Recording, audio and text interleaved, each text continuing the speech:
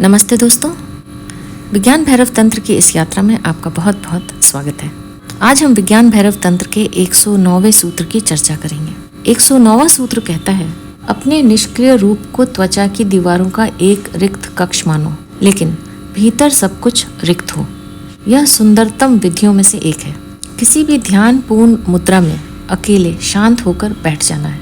हमारी रीढ़ की हड्डी सीधी रहे और पूरा शरीर विश्रांत, जैसे कि सारा शरीर रीढ़ की हड्डी पर टंगा हो।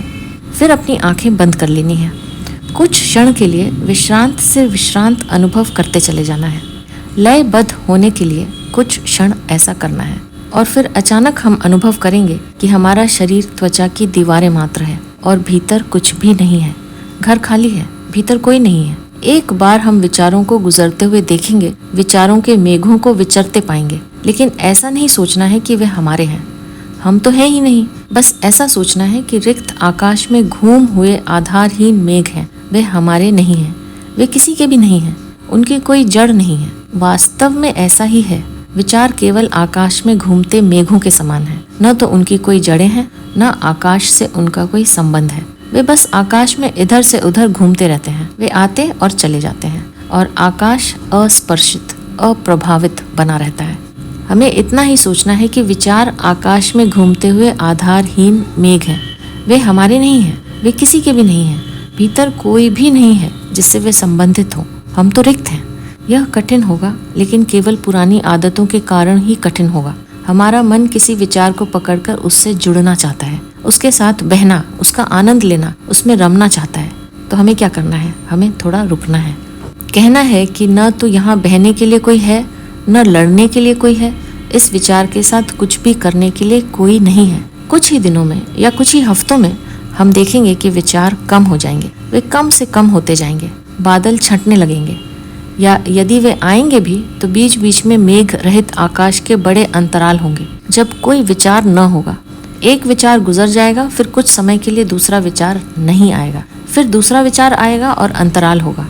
उन अंतरालों में ही हम पहली बार जानेंगे कि रिक्तता क्या है, और उसकी एक झलक ही हमें इतने गहन आनंद से भर देगी जिसकी हम कल्पना भी नहीं कर सकते हैं। असल में इसके बारे में एक भी कहना असंभव है, क्योंकि भाषा में जो भी कहा जाएगा वह हमारी ओर इशारा करेगा, और हम तो है ही नहीं। यदि हम कहें कि हम सुख से भर जाएंगे तो यह बेतुकी बात होगी। हम तो होंगे ही नहीं, तो हम कैसे कह सकते हैं कि हम सुख से भर जाएंगे? सुख होगा, हमारी त्वचा की चार दीवारों में आनंद का स्पंदन होगा, लेकिन हम नहीं होंगे। एक गहन मौन हम पर उतर आएगा, क्योंकि यदि हम ही नहीं हो तो कोई भी अशांति पैदा नहीं कर सकता। हम सदा यही सोचते हैं कि कोई और हमें अशांत कर रहा है, मगर कोई हमें अशांत नहीं कर रहा है। हम ही हमारी अशांति के कारण हैं, क्योंकि हम हैं इसलिए कुछ भी हमें अशांत कर सकता है। मगर यदि हम ना हो तो अशांति आएगी और हमारी रिक्तता को बिना छुए गुजर जाएगी। हम कैसे हैं? हम ऐसे हैं कि सब कुछ हमें बहुत जल्दी छू जाता है, एक घाव जैसे हो। कुछ भी हमें तत्क्षण चोट पहुंचा जाता है। तो अशांति वास्तव में सड़क पर नहीं है, वह हमारे अहंकार में है। हमारा अहंकार प्रतिक्रिया करता है, यह हमारी व्याख्या है। कभी किसी दूसरी स्थिति में हम उसका आनंद भी ले सकते हैं, तब वह अशांति नहीं होगी। किसी दूसरे मनोभाव में जब हम उसका आनंद लेंगे तब हम कहेंगे कितना सुंदर, क्या संगीत है। लेकिन किसी उदासी के क्षण में संगीत भी अशांति बन जाता है। लेकिन यदि हम नहीं हैं, बस एक स्पेस है, एक रिक्तता है, तब न तो अशांति हो सकती है और न ही संगीत। सब कुछ बस हमसे होकर गुजर जाएगा, बिल्कुल अनजाना, क्योंकि अब कोई घाव नहीं है जो प्रतिक्रिया करे। भीतर कोई है ही नहीं जो प्रत्युत्तर दे। किसी अहंकार का निर्माण भी नहीं होगा। इसी को बुद्ध निर्वाण कहते हैं, और यह विधि हमारी सहायता कर सकती है। अपनी निष्क्रिय रूप को त्वचा की दीवारों का एक रिक्त कक्ष मानो, सर्वथा रिक्त। तो हमें क्या करना है?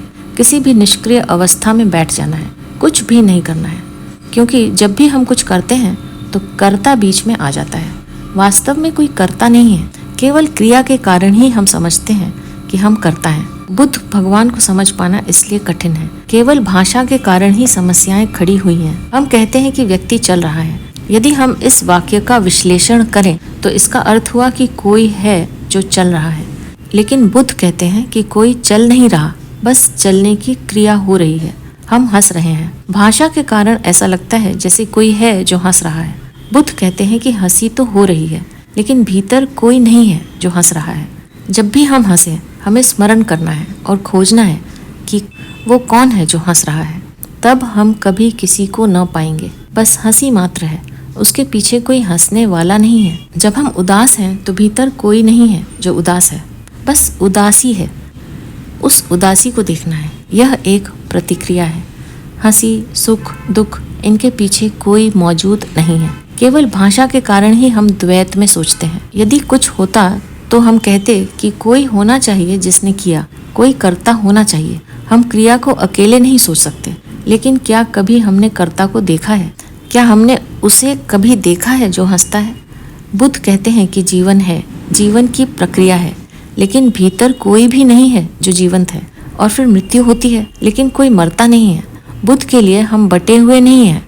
भाषा द्वैत निर्मित करती है। जैसे मैं बोल रही हूँ, ऐसा लगता है कि मैं कोई हूँ जो बोल रही हूँ, लेकिन बुद्ध कहते हैं कि केवल बोलना हो रहा है, बोलने वाला कोई नहीं है। यह एक प्रक्रिया है, कोई किसी से संबंधित नहीं है। लेकिन हमारे लिए यह कठिन है, क्योंकि हमारा मन द्वैत में गहरा जमा हुआ है। हम जब भी किसी क्रिया की बात सोचते हैं तो हम भीतर किसी कर्ता के बारे में सोचते हैं। यही कारण है कि ध्यान के लिए कोई शांत निष्क्रिय मुद्रा अच्छी है, क्योंकि तब हम खालीपन में अधिक सरलता से उतर सकते हैं। बुद्ध कहते हैं, ध्यान करो मत, ध्यान में हो। अंतर बहुत बड़ा है। ध्यान करो मत, ध्यान में हो, क्योंकि यदि हम ध्यान करते हैं तो कर्ता बीच में आ गया और हम यही सोचते रहेंगे कि हम ध्यान कर रहे हैं। तब क्या हुआ? तब ध्यान एक कृत्य बन गया।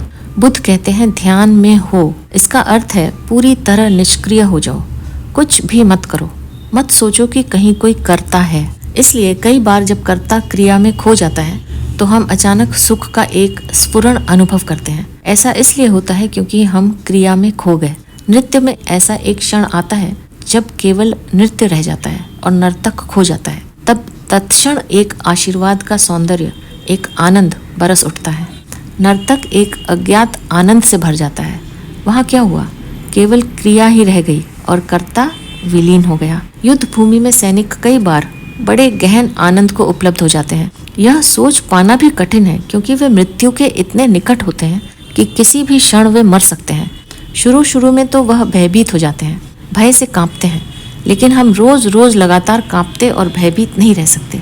धीरे धीरे आदत पड़ जाती है। मनुष्य मृत्यु को स्वीकार कर लेता है, तब भय समाप्त हो जाता है। और जब मृत्यु इतनी करीब हो और जरा सी भी चूक से मृत्यु घटित हो सकती है तो कर्ता भूल जाता है और केवल कर्म रह जाता है, केवल क्रिया रह जाती है। और वे क्रिया में इतने गहरे डूब जाते हैं कि वे सतत याद नहीं रख सकते कि मैं हूँ, और मैं हूँ तो परेशानी खड़ी करेगा।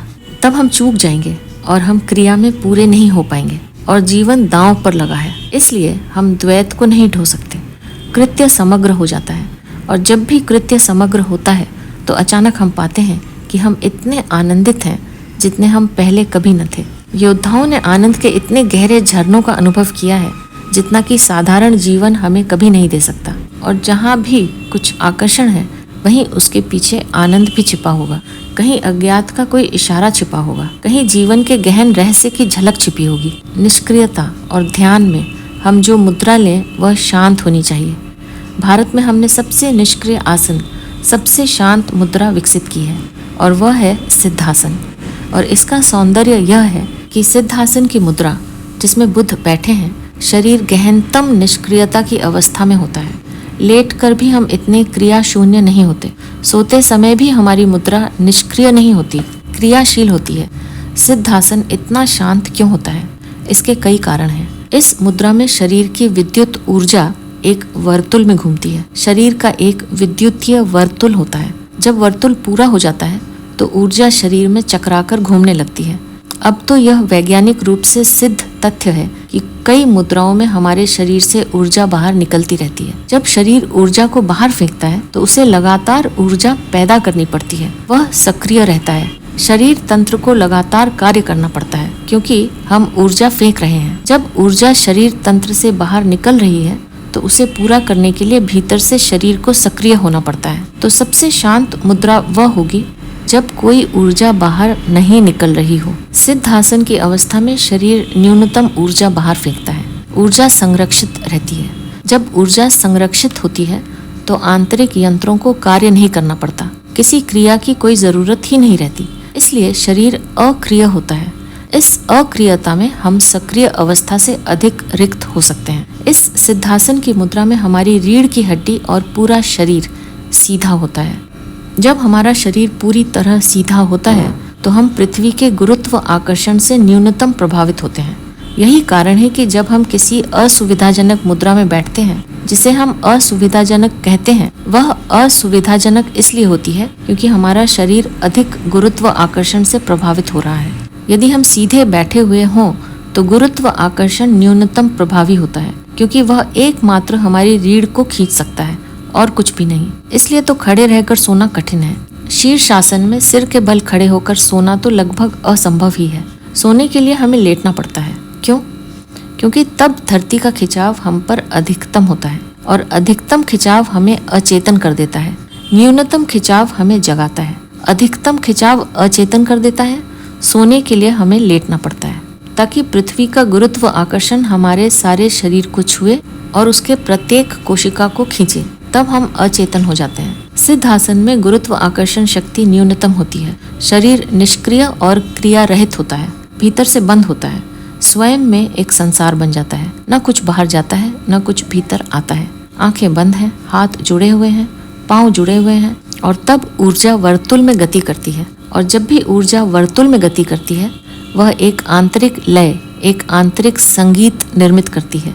जितना हम उस संगीत को सुनते हैं, उतने ही हम विश्रांत अनुभव करते हैं। अपने निष्क्रिय रूप को त्वचा की दीवारों का एक रिक्त कक्ष मानो, बिल्कुल जैसे कोई खाली कमरा हो, सर्वथा रिक्त, एम्प्टी। उस रिक्तता में गिरते जाओ।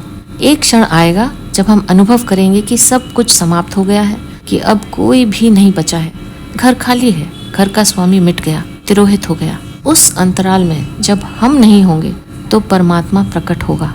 जब हम नहीं होते तब परमात्मा होता है, और जब हम नहीं होते तब आनंद होता है।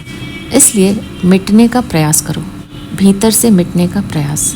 तो यह थी 109वीं विधि। आप भी इस विधि का प्रयोग करके देखिए कि आपको कैसा अनुभव होता है। अब मैं आपसे आज्ञा लूँगी। आपका बहुत बहुत धन्यवाद। ओम नमः शिवाय।